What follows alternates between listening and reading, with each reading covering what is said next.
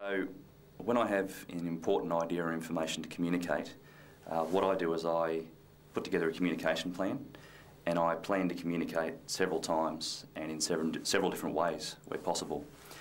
You know, at the university, the nature of our work is that we receive information all day, so it's only natural that some of the important messages don't get through every time. There's a communication rule of thumb that you should communicate your idea 7 times and in seven different ways if possible. Now that's not always possible, and it's not always warranted every time, but the principle still applies. So here's how it works for me, if you like.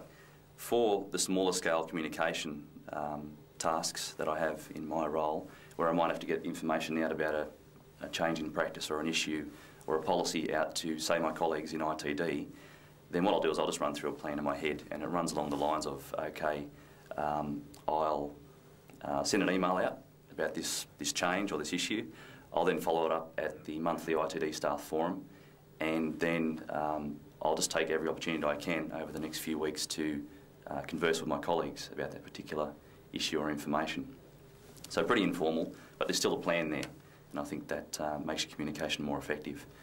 For larger scale communications, where we're talking about a change or a project that affects, say, the whole organisation, then I'll actually sit down with colleagues and put together a formal communication plan where we cover off what are the key pieces of information we need to communicate, what's the best timing and the best ways to get that information out.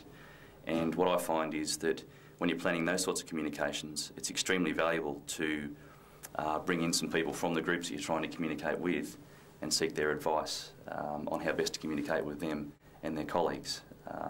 That's worked very well in the past for me. So I guess to sum up, plan your communications, plan to communicate several times and in several different ways, and seek some input from the people you're trying to communicate with before you commence your communication plan.